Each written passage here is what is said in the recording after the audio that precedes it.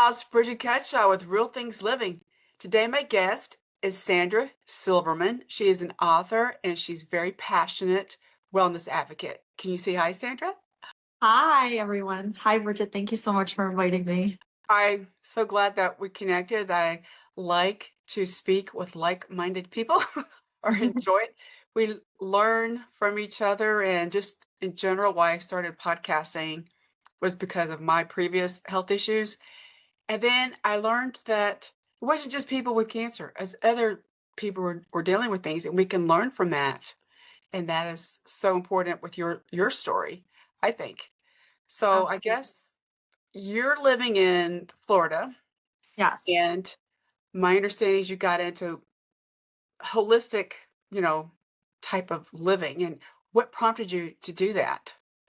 I started the holistic journey when I moved to Florida. I had met with a doctor in Baltimore previously about some holistic alternatives, and I wasn't quite ready. That was in 2015. Once I moved to Florida, I met an acupuncturist who she was holistic doctor as well. She had gone to medical school and soon realized that that wasn't for her. So she had turned to the holistic way of treating. I met her and I started just doing little things like B12 shots, and we started doing micronutrient testing. And I really liked it. And then from there, I found an OBGYN who was also more holistic. And I worked with her as well. And that's pretty much how the journey started. And then I finally met the doctor who I'm with now. Her name is Nadia, and she's amazing. I think that it's interesting that a lot of the holistic doctors are in the Southeast for some reason. And that's how I met mine. And it was very helpful. And you mentioned acupuncture. I don't know if you know this, Sandra, but they're now using that in regular cancer treatments now. Oh, If you're wow. going through, yeah, especially if you're dealing with chemotherapy, they now have it as part of a treatment. And I think part of it is because maybe insurance is paying for it. That could be part of it. But you and I paid out of pocket probably. Yes. I've always played out of pocket, Correct. We paid out but of that's pocket. amazing. That's why we're at the time, you probably thought the same thing. When I saw my holistic doctor, I'm like, holy cow, this is expensive. But we're still here, Santa, right? Yes, which is great. The first doctor that I went to who did the acupuncture, she is the person that taught me about micronutrient testing. She taught me about when you're going to get your blood panel from your doctor, they're not actually requesting, they're just requesting like the basics instead of doing like going deeper into like micronutrient testing. So that's how I first learned. And that was in like 2016. So I do that like every 3 to 4 months. I'll do like a micronutrient test or just, and I'm always changing my supplements. So whatever I'm deficient in at that time, that's what I'll change my supplements. Right. The supplements are really important. I kind of, growing up, my mom took it a lot, and I just took that for granted. I didn't realize, but she's 84. She looks fantastic just because Well, she has been consistent with that. And she and I have the same birthday, which I think is funny. Sorry. But that's but she has been a good role model too. So I saw her taking the supplements, and I'm not sure if who she saw or who she got the advice from. But I think it's important because everybody needs different they might have deficiencies, and that's like you. I learned what I was deficient in, and I learned you probably had the same thing, the gut biome. Mhm. Um, I learned that I didn't have bad bacteria. I didn't have enough of the good bacteria. It probably was because of having like antibiotics in the past, right? Yes. And it kind of messed with that. But I think it's amazing that our culture is more open to this now because it actually is practical, right? Yeah. And it actually works, and it's not going to damage or less likely to damage your body. There's so many tests that you can take. One of them that I'm doing now, I'm so afraid to get a colonoscopy because my Me too. grandmother, oh, you are? Okay. Was that just you? My grandmother died from a colonoscopy, unfortunately, and I watched that Oh, happen. wow. So I'm petrified of them, and I won't take the colon or I won't actually do the colonoscopy. So my holistic doctor is able to order, another test that I can Right, take. for the sample fecal sample, I guess. Yes, for And the I think fecal that sample. is probably safer, but I did have one a long time ago, and that was when I was having these issues before I knew other stuff that before I saw the holistic doctor, and it was fine, but that was very stressful. But just because, well, you can't eat, but they couldn't get me in until the afternoon, so I hadn't eaten up like 24, you know, so you're like starving anyway. But it worked out fine. But I don't want to. I'm like you. We're not saying not to do it, but Sandra and I don't want to do them. Um, And also, if you feel like you have to, you can do a virtual colonoscopy. yes, I've done that before. Actually, when I lived in Baltimore, I did that.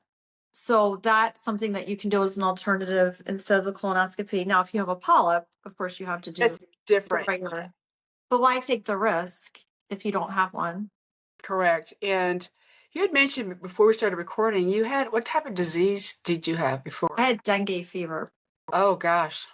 And fortunately, my holistic doctor, Nadia, saved me because I went to the medical doctor or to the hospital close to my house. I didn't know what was wrong with me. I thought I was dying. I didn't realize I had been bitten by the mosquito that carried dengue. And my temperature just kept going up and down for days. My body broke out into a rash. I started spitting out blood. I was vomiting. It was really scary, and at first I was scared to go to the hospital because I thought, "Well, if I go and what if something else happens or if I catch something else in the hospital, some kind of an infection?" So I stayed in my house, and then I had a doctor come to my house, and they couldn't figure out what was going on, and then finally I had a nurse come with an IV because I thought, "Well, maybe I'm dehydrated." I didn't really know what was happening, and she said, "You have to go to the hospital because I've never seen this and this looks serious." So I ended up going. They ran a bunch of tests. My levels were completely off. My liver, everything was off, but they didn't know what was happening. So they ran a dengue test. It came back positive and they didn't know how to treat me. I just didn't know what to do because at this point I'm having a hard time breathing. I went home, I called Nadia and I told her, what was going on. She had gotten my blood work and all the tests that they had done at the hospital. She had gotten my records and she started treating me with an injection that I injected because normally I inject peptides and NADs, but those are subcutaneous. This is an actual injection with a Myers cocktail, which consists of vitamin C, vitamin B's, glutathione, magnesium, all these different vitamins in one. And I started injecting that into my body on my own. And that's really what saved me. And that's how I got better. And it took That's a few months. that's amazing, and I'm glad that you're open to different perspectives. And your holistic doctor um, was, I should call her holistic doctor, but that's really what they are. Holistic doctor mean to me, they're not following the standard medical protocol for pharmaceuticals. Correct? That's kind of how Yes. I see it. That's how I view it. I mean, you got to have it sometimes. It just depends, but like I had an allergic reaction after my chemo to I had a because I had the breast cancer and all this weird stuff. I had an allergic reaction to some medicine that they gave me, and I had to get off of that. And that was scary because you just don't know. Your body is fighting so much stuff Mhm. when you're dealing with cancer. But again, it was nutrition stuff. I was really interested in understanding that and why I was always wanting to eat vegetables because that was my brain and body talking to each other, right? And you still need to have protein, but I'm just we just gotta think about the future, right? Of what people are going to learn from this conversation, hopefully. So when you were on your cancer, when you had cancer and you were eating was it like a cancer fighting diet Well, with like it carrots started and off beets? 2006 is when it first started, and I didn't know about that. I didn't see the holistic doctor yet. Mhm. And then a few years later, my breast cancer doctor, he was a researcher. Okay. So he wanted to do an MRI of my brain to check out my pituitary because that's what controls your hormones. He wanted to see if I had a tumor there. And I had a tiny tumor in my pituitary, but a bigger brain tumor that I didn't even know I had. Wow. And that's really what the cause was. And they said, that is very rare what I had. It's very rare. And it's usually caused by radiation exposure. And I was probably exposed to that as a child. And I don't know if it was cell phones. I don't know, but it was this side. And so that's what I'm so glad I talked to this doctor who's open to. I like to talk to doctors who are researchers because he looks at things differently. And that's what we're like, that created the huge puzzle. That's when I started seeing a holistic doctor to help. That, but I did have to have what ended up killing that brain tumor later, took a while, was a tetanus booster shot because they're repurposing that for brain tumors. That Oh, wow. so I'm like, whatever, sure, right? Because I was, isn't that amazing? But they were, That worked? it worked, it killed it. It's not totally gone, but it's dead and it shrunk. How's that? That was a malignant tumor that was killed It by wasn't. radiation? They said it was benign. They think Oh, it's okay. benign, but it was pushing on my brainstem, and Mm. but the location and where it was is caused by radiation exposure. But I'm just like, when I heard them talking to me, telling me that, I just heard want want. You know, you're not hearing anything, and so that's when I did ask around. I saw so many specialists. Anyway, it surgery would have been caused paralysis. You know, high risk for that, and but that's why you got to be curious and listen. I just knew it was a risk what I did probably, but a lot of people who have this tumor don't know they have it because it grows so. It's very rare though. It grows slow, so that's why your body can accommodate without you knowing. But they believe that's what caused my breast cancer, and I think having the holistic doctor involved with eating, finding out what I should and shouldn't eat, helped my body work properly. You know, my immune system, Yes. and that's why I'm a believer in that. And people thought, you know, you probably get this too. Oh, Bridget, you're. They didn't say it to my face, but you're kind of crazy, you know. But I didn't want to be paralyzed, Sandra. Either, Oh, you of know, course not.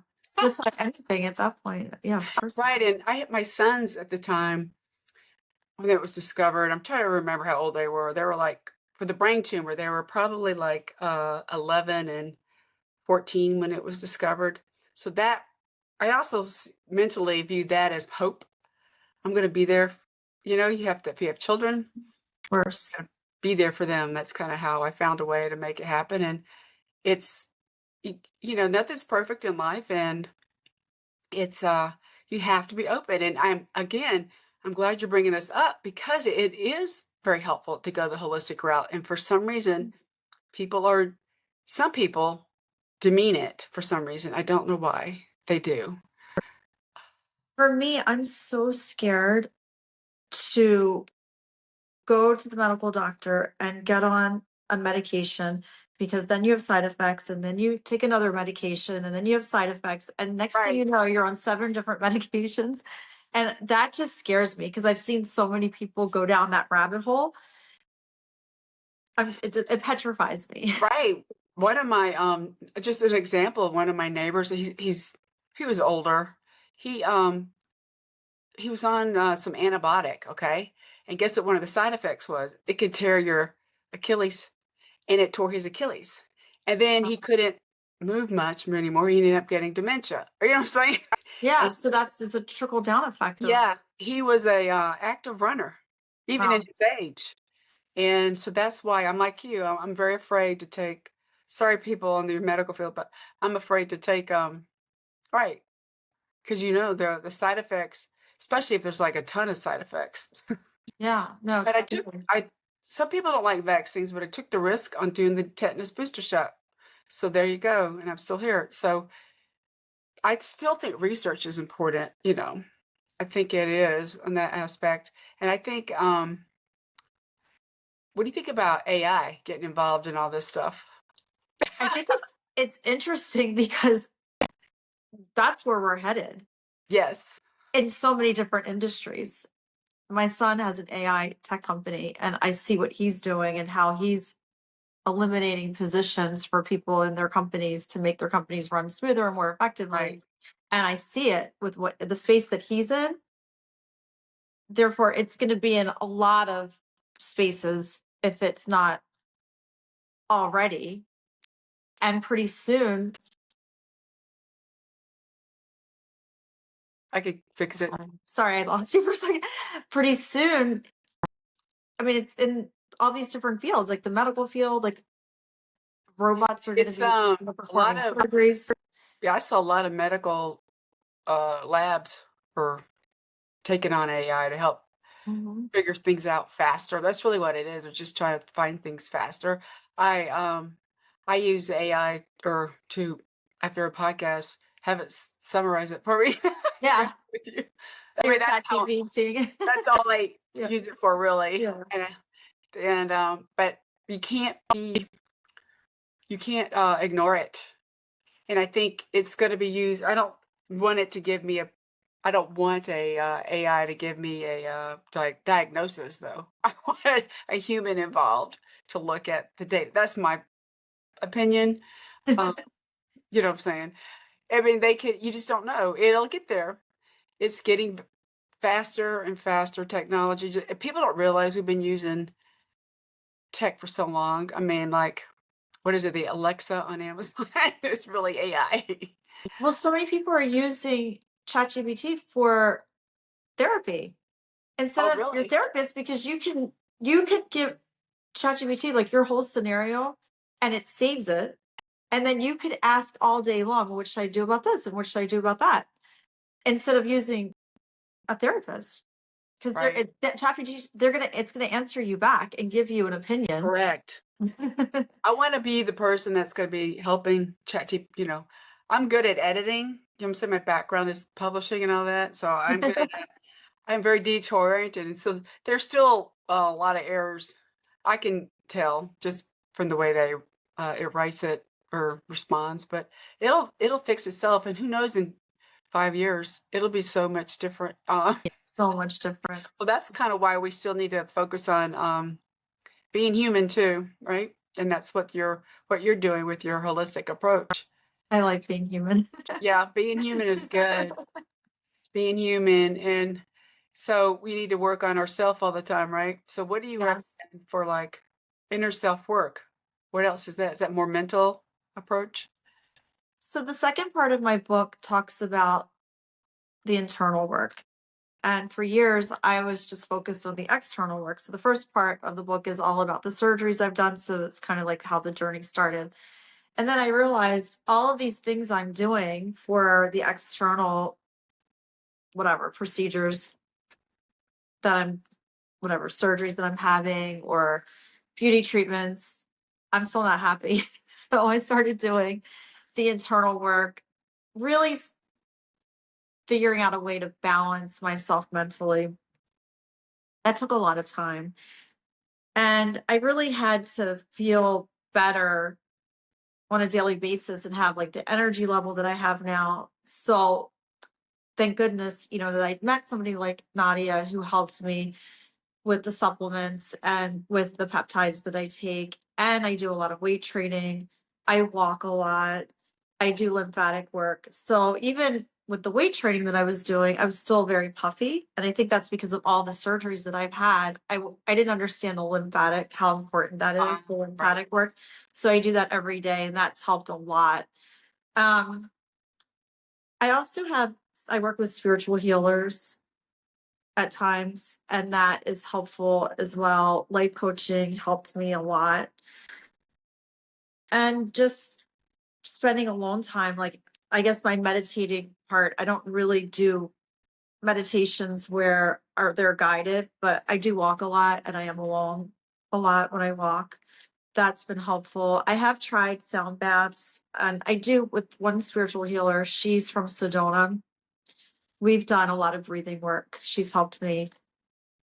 That's good. Yeah. So, and I don't do these things like I don't do that stuff consistently, but I do it when I need to. So, and she's amazing. Her name is Sarah. She's from Sedona. I met her randomly when I was there. And it's I started doing yoga. I'm sure you do yoga too. Kind of, I call it yoga. It was really certain stretches for. yeah. I tried really hard to do yoga. I'm just not good at it, but I have a body work person that comes to my house twice a week and we do connective tissue work and he works on the fascia. That's helped me, but I'm not a very coordinated person. So in terms of, I can barely do the yoga moves. I wish I could. Right. It was something that I recommended by I started seeing a chiropractor. Mhm. It was actually my husband that recommended it a long time ago because I had fallen from a dog pulling me and Oh up wow. visiting my in-laws up in Wisconsin. And so I stuck my hand out. And so it created, it had physical therapy, but it just wasn't helping. And so I saw a chiropractor and I've been doing it and it just helped. I know some people think, whatever, but it helps Bridget. How's it? So, Oh no, I'm sure that it does. And I've tried so many times. I've tried so many different types of yoga. and the person you have to find the right chiropractor, right? You have to I tried different ones and the one I'm currently using, she's helped me as well after the chemo treatment. It's your part of it. It really helps your nervous system is Oh really yeah. that's what it is. And she's not rough on me, you know what I'm saying? Right. Yeah. But she just knows how to make sure my spine is straight and my hips because I do run still, Yeah, Sandra. no, that's great. That's great. And so that she joked, she's like, I could tell you've been running again. But sorry, but it's a joke. But I think you still got to do something that's going to make you happy or find fun and correct. And I find running Oh, it absolutely. fun. No, I talk about that as well. I'm a vegetarian. uh, I calorie count, but I don't have the most strict diet. Since I Yeah, do calorie count, if I want to eat a cookie or peanut M&Ms, I eat them. I know it's not good for you. it's okay though Right. sometimes, right? But I also know that I can't stick to a strict just vegetable and protein diet. They Well, I did have help. I think I mentioned before the recording it to get off the dairy was extremely hard. Yes. I didn't realize I didn't crave it, but it was in everything. Mhm. And it was hard, but it again brought me energy. And that's when I was looking. I wasn't count, but if I have a snack, I make sure there's no dairy in there. How's that? That's what I do. Yeah. And that's otherwise I'm gonna feel it 4 hours later. And Well, it causes so much inflammation. So mhm, you probably experienced. that's what it was. Yeah. And it was I'm just so glad we have to like listen to our body. We have to ask questions and seek help like you did, which who knows what your body would be like now. Right. Right. When I got dengue, if I hadn't had, if Nadia wasn't in my life and she wasn't able to help me, I'm not sure how I was going to recover because it got to the point where I would walk and I couldn't breathe properly and I'd have to sit down. My energy level was horrible for 2 months. She had another patient that contracted dengue in Mexico, and she did not do the treatment with Nadia at first, and she suffered the way I was suffering. And then Nadia kept explaining to her, "Look, I have this other patient who took this injection because the lady was afraid to inject herself, which is scary. You have a giant needle. Like nobody wants to do that Right. for themselves. I'm used to it now, and I actually continued that protocol. I still take it, just not as frequently. And she decided after months of suffering to do the same protocol, and she got better as well. Well, But that's I'm good. not sure what would have happened. And she would have, I mean, she learned from that. And that's why we need examples of people doing this. You ever heard of Dr. Mark Hyman? I think that's his name. Yes. I follow him on Instagram and I thought it was a big deal when I connected with him on LinkedIn when LinkedIn was different. Back then it was different, guys. Now it's like too much algorithm now. But I was able to connect with him and I listened to what he says. I think he was my understanding he worked as an ER doctor back in the day and he got burned out, right? And I think Yes. that's why he learned about this holistic aspect how we need to just quit chasing things, right?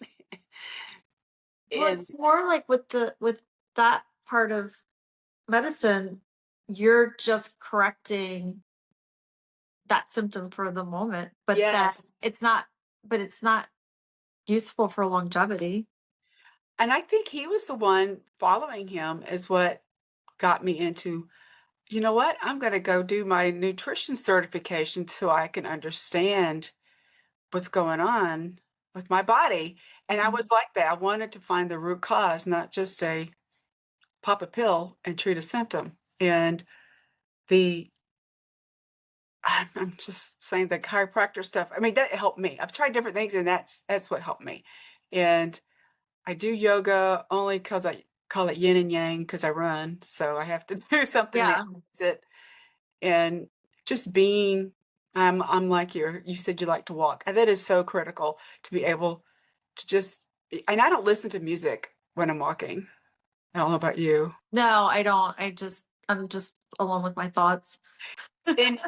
And and right, you're being in the moment, Sandra. Right, Mhm. you're Yeah. I'm and in the it moment. helps you process thoughts, comes up with ideas, I'm sure. Mhm. So do you like if you have a thought, do you like record yourself or do you write it down when you get back? I'll make notes because I forget. I'm Yeah, 54 and right. I forget everything now. So I'll make notes in my phone all the time. I'm Yeah. constantly making notes. I have a notebook in my house, so I'm constantly making notes either on my phone or my notebook because I do forget. Right, we all do. And that's when I get the best ideas, though, is when I'm outside for some reason. Um, not with a dog, but when I'm like walking or running, it just something just pops into my head for some reason. And that's why I think a lot of people get that. Mhm. They need to do this more. That's my thing is you need to move. But I have wrote a book called Move for You because even though some people like biking, I don't. But you know what I'm saying? But you need to find something that you're going to find fun at, right? Anything that you can do just to move your body. I talk about I like to say I listen to music when I'm cooking because that to me is kind of like I'm doing this. I don't know if you listen to music when you're cooking, but I don't know. It just music is very healing too. I It think. is. I listen to music actually a lot in my apartment or my condo. I listen to music in the morning as soon as I wake up, and it's because I live alone and it can be lonely, and it's helpful. It's you know kind of motivates you, Mhm. and I have to be careful to listen to certain music. Right? You know, some of it can be like sad, so I don't want to listen to Yeah, that. for sure. I like I'm kind of a in between rock and R&B. Yeah, I'm not Uh-huh. hard rock, That's but nice. I think it's because of the generation I grew up Yeah. in that they had the grunge rock. Is that the word? Oh yeah. Was it like the 80s? Right. When I was very young, I had a big crush on George Michael. Oh yeah. No, I you're had a big 80s. crush on George Michael, but he was a beautiful singer. He But was. I think I find it, you know, interesting that a lot of people listen to music. We just don't talk about it. Like Mhm. I am not a I didn't listen to country music because my father and my brother did it. You know, so I was around. That's probably why the rock stuff. But I grew up listening to soul music and R&B because I grew up in the South. Right, Oh, right. that's what it was. Most of my that's really what it is. And my husband's family they listened to classical music, but he was a hard rocker. So Oh wow. you just I just think you just got to listen to certain things. And are you a big reader? I didn't know if you're into reading or not, or I am not okay. a reader at all. In fact, Okay. I was on a podcast recently and they asked what was my favorite book. I was like, okay, I'm not really a reader, unfortunately. Um, so I'm an author, but not What's the really. name of your book? It's called From Bullshit to Botox. There you go. There's your favorite book, From Yeah, Bullshit to it's Botox. hilarious. The book is funny, and I just finished my second, so it's gonna probably be a series of three. The second book is all about my marriage, getting divorced, and my journey of dating as of at the time a 53-year-old. And there's so many stories in that book as well that I have experts that come in and talk about different scenarios. Same format is the first book. And that one's called From Bullshit to Broken Hearts, and it'll be out next year. Oh, But I think that is yeah. the series is really The good. series is going to be From Bullshit, and I actually starting my own podcast in the fall, and so we're going to have segments from bullshit to whatever. So it kind of all flows. I like that. You're taking what your knowledge and what you've learned, and you're sharing that with other people. I think that is so important. We need to listen to the different perspectives. I've never had Botox, right? But I understand your holistic aspect. So you're kind of whitening it a little bit. I think Yeah. my mom had Botox, I think. I laugh. I should say she's 84 now, Sandra, but in the 70s, she was really into Farrah Fawcett. She wanted to look like Oh Farrah yeah. Fawcett. So she fixed her hair, like Farrah Fawcett. What do you call that? It wasn't a That dye. was like the feathered. Frosting. It was frosting. Yeah, frosting, and it was feathered. Yeah, she did all that, and she did look. And then when blue contacts came out, she got blue contacts. Oh, that's so funny. But that was how she did it, and so we were just like, my brother and I, we had to take turns helping her frost her hair. I'm like, Mom, we don't need to be doing this. Oh wow. But we supported her mother. It made her happy, Yeah. right? She was married, 3 times, and but she grew up in a different generation, and I think we have to appreciate what our mothers went through. Definitely. I don't Absolutely. know if your mom is still around or not, or She is. She's 84 as well. oh wow, great. And she was not into Farrah Fawcett. She My mom was. That's so And I funny. think I don't know why my mom was, but my mom was, I guess because she's an immigrant basically. She married, an American. And so she talked different. And so I think wanted to try to fit in Uh-huh. here. That was her way of trying to fit in. And I appreciate the humor from that now. My brother and I, whatever that home frosting treatment, we were trying to, put that cap on her head. I don't know if you've ever seen that before. No, actually, I don't even know how that works. Well, what it is, it's a cap. You put on a Uh-huh. plastic with like holes in it, and you use a little pick and you pull it out. The And hair out across the tips. she had her children do that, take their Wow. pull it out because she couldn't see where the holes were. That's what. Right. Oh, so you're pulling the hair out, and then she was just We had a weren't box. we weren't messing with that part, but we had to help her with that. And we're like, okay, Mom, I've had enough. But I mean, we were just trying to, support and make her happy. So Hilarious. that's what now God knows how many chemicals we're exposed to. I can't even imagine. But I think just loving her, I think, we just got to appreciate the situation that we have. And I think you've embraced it for sure. And you're doing it, sharing it on podcasts and writing. Now you're on your second book. And I think that's really cool. We can have you back when, Oh, that would be amazing. The I second love book, it's very talking about- empowering for women to read. I think the second book, especially because everybody can relate to it. especially first book relationships, is- right? Yeah.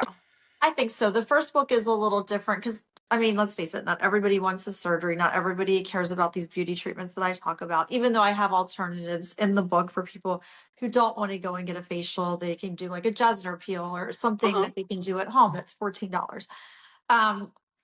So that book, I mean, everybody probably could get one thing out of it. The next book, I think everybody can relate to. Right. And I think it's empowering too, because a lot of women will stay in these toxic relationships because they don't want to leave because of their kids and different scenarios. And I'm hoping that people read this and they take that leap if they're in a toxic relationship to leave, because it continues to get worse and worse over time. And I'm living proof of that. And I talk about that, in the book and everything that I had gone through and that I honestly should have left in 2008 and I didn't leave. And I hope that people read this and they don't make those same mistakes. Right. So what is your podcast name going to be again? The podcast name is going to be Parties Over, because I say parties over all the time for everything. I say it all day long. So it's like parties over for this, parties over. And it kind of encompasses so many different meanings. So That's the name of the podcast. So it'll be Parties Over, Sandra Silverman. And I'll have different segments. So there'll be a segment on reverse aging. There'll be a segment every show about toxic relationships. And then I'll have guests for different topics. And then I'll have people write in, questions, and we'll do questions and answers on the show as well. That's cool. Yeah, so it'll be cool. Are you going to have a YouTube channel? Yes. That's good. It's On the YouTube channel. it will. And I started my podcast based off my first book after the last cancer stuff. That's why it's called Real Things, and 6 Ways to Embrace Life, because you don't Yeah. know that's really what it was. And I used that book, and I gave a bunch of copies to the cancer ward, where all these people were dealing with cancer treatments, and they were just so sad. Another thing I found very interesting, they had us, I mentioned I had to have chemo. They had us go through like training on how to eat healthy to heal. Everybody was donating cookies and Coke. And I'm like, that's not helping. So I would bring water and apples for everybody. Right. And I know because you're fatigued afterwards, and they're probably Yeah. craving sugar, but no, don't feed cancer. Loves sugar, by the way. 100%. When you were on your diet, were you eating or were you making smoothies and incorporating like Yes, carrots and beets? I did. Earlier today for my lunch, I had a juice today. I did beets and carrots and celery and some kale, and my family, some of them, they still make fun of me. They call me the kale lady. I'm like, whatever. But I I've always, you know, I feel better. Why not, right? So that combination is like a cancer fighting diet, It is. It's the basically. combination of it, Yeah. and it also, then after dinner is when I'll take my supplement, I take them at dinner time. But uh, I also, after I run, which I think is funny now, I crave like eggs. I think because of the protein that I need, Yes, and I'd rather have that than a hamburger. Okay, of course. how's that? That's better for me than a hamburger. So I'll eat a egg, Yeah. and that's just I'm You you basically learn to really love eggs. I mean, I live on eggs, so it's like you can yes, really start loving. right. You guys need to listen, right? And I thought it was funny. I'm like, why do I want to eat eggs after I run? So that was my body saying, you need this protein, get this protein. And then a lot of people, I'm part of a run group, local run group, and sometimes they go eat burgers afterwards. I'm like, no, thank you. I just don't want to. If I eat red meat or something, I get really tired. I think because of it takes more of your energy to digest that. Yes. I learned. And I was told since I've had cancer, don't eat red meat. That's what I was told by the doctors too, to stay away from it. I don't haven't eliminated. I eat it sometimes, but I'll stick to fish and eggs. Yeah, Sorry. thanks. So you definitely feel better with that type of a Yeah, diet as opposed because your body's probably so healthy now that you are just craving more healthy. and that's Mm. why one of my checkups yesterday with the endocrinologist to check I still have to get everything checked all the time. He goes, "Well, your blood pressure is really low, and I mean, not low, but really good, and my heart rate is like." Yep, and I'm just doing the right things, and I'm not perfect, but you still got to get the checkups, right? Because you don't to me, if anything happens because of my history, I want to catch it early, and that's why I still have checkups. Are you on any type of medication at this point? Do you find it interesting when you go to the doctor and you fill out your forms and they ask you how much medication you take or what are you taking? And then when you say, I don't take anything, they look at you Right, like you're crazy.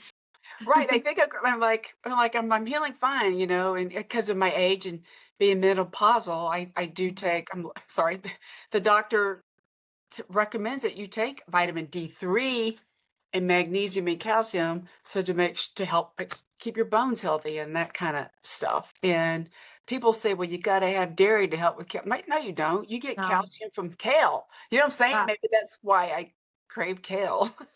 That's the biggest misconception because you can get those nutrients from you don't have to eat meat to get that or dairy or whatever. Right.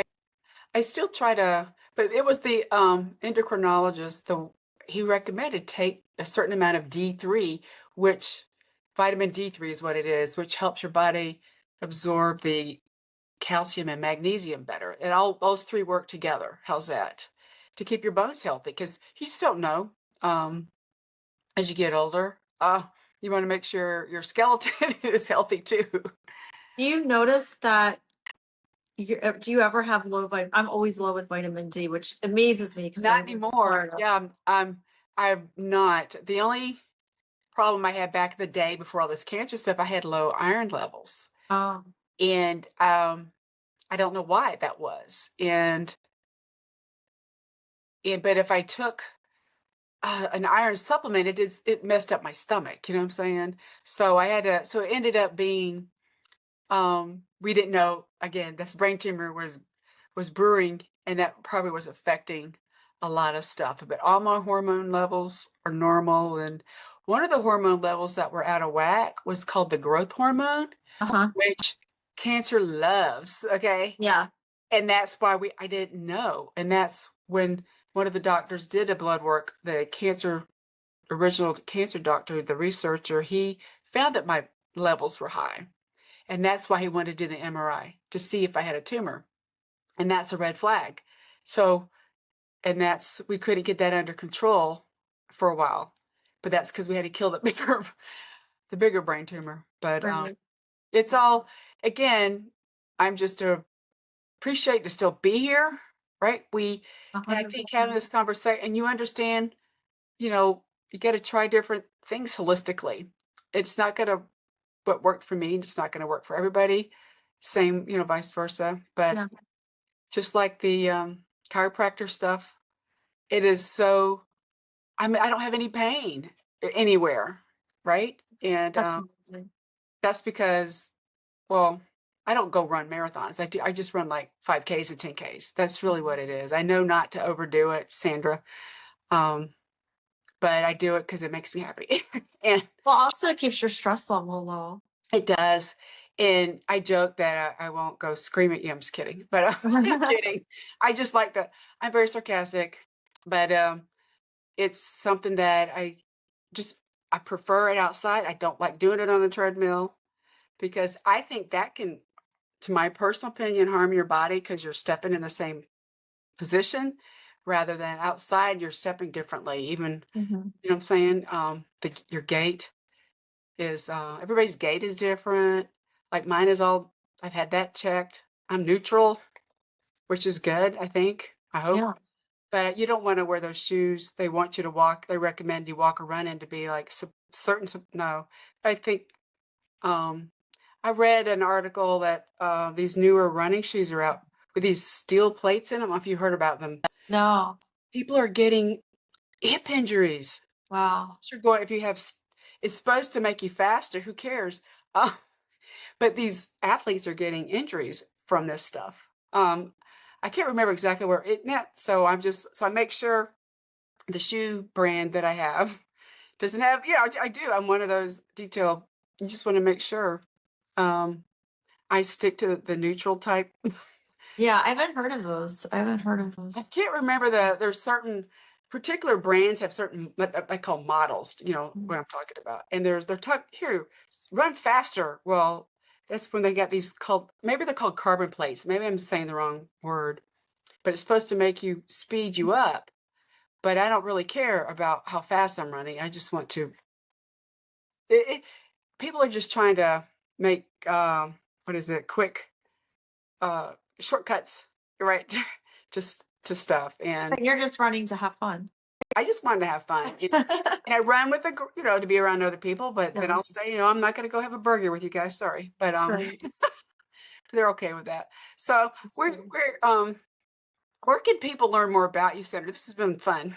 Thank you so much. This has been great. I am on Instagram at Sandra Lena Silverman. I have a website, which is sandralenasilverman.com. My book is on Amazon and Barnes and Noble, and it's an easy, humorous, funny read. And if you aren't a reader, you can download the audio as well for Oh, the book. I think Mhm. that's a great idea. Audiobooks are really popular now. They are, yeah. And I narrated it, so it's Even better. I not think just an especially audio. with nonfiction, like what you've done, people want to hear the narration by the author. I Mhm. think so you did good. The narrating part took a month, but I'm so happy that I did it because the people that I interviewed originally to narrate, it was just too robotic and it wasn't my personality. And I just was like, there's Right, more and you know here. that, you wrote it, and you know how to put the inflection in and the Yes. inflections in the right words, right? But I'm also available anytime if anybody has questions or they DM me and they want to set up a call. I don't charge. The same thing with my website. If they email me, I can answer questions at any time. Okay. So, Yeah. So those that are listening, I will include the links that Sandra mentioned in the description, and I really appreciate your positivity, and thank you so much. this has This has been been really fun. helpful. Thank you. Have a good day, everybody. Have a great day. Bye, everyone.